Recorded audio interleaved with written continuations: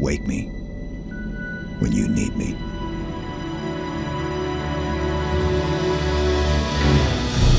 Halo has a magical feel to it that is unlike any other game. To what degree do we need to rework great work that's already been done? What do we keep? What do we throw away? What do we add? Equally, we want this to be our Halo game and the first Halo game that 343 has developed. We've really focused on trying to craft these moments that live up to the legacy of the Halo experience. We're working within the constraints of what makes Halo Halo, but trying to make every aspect of it bigger and better.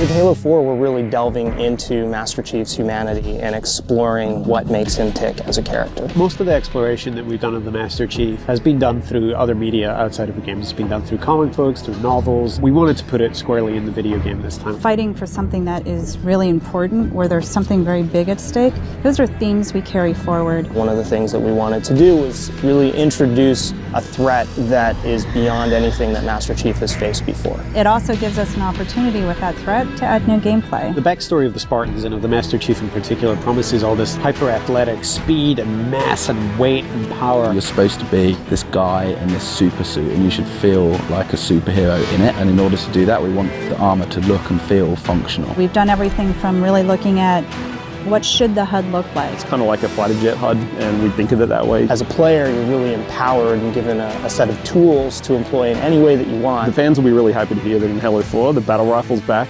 It's the old burst fire precision weapon that they know and love. All weapons, vehicles and enemies have all been updated graphically. A lot of that is just in service of the experience we're trying to create. We want you to feel like you could step right into that world. We're trying to bring that across in multiplayer, that there's this whole universe out there and you get to play in all these cool locations. We're absolutely creating multiplayer levels from scratch. So these are not play spaces that are recycled from the campaign. They're purpose-built with competitive in mind. The two maps that we're going to be showing are Warhouse and Wraparound. Wraparound is a looping arena type structure, lots of verticality, up and down combat.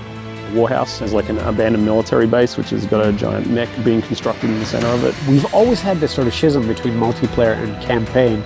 And the campaign was completely wrapped in fiction, and multiplayer just wasn't. The Spartans in multiplayer are Spartan 4s. These are the newest breed of Spartan. We've created a fairly compelling and fairly convincing reason why Red Spartans can fight Blue Spartans. There's other parts to our multiplayer experience that'll be coming in the future. With Halo 4, we've tried to create a more cinematic approach to the experience in everything that we do. We have a completely new audio team building all of the sound effects from scratch.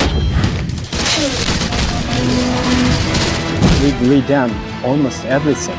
We've already recorded 100 tracks of music. Artistically, the number of assets that are going into this is way more than any other Halo game. We wanted to do so much more. You have this massive team of people who have all come together at this one point in time that focuses on every day that we have left, doing everything we can to make this game the best that it can possibly be. It's still Halo, but it has its own voice, and it's extraordinary.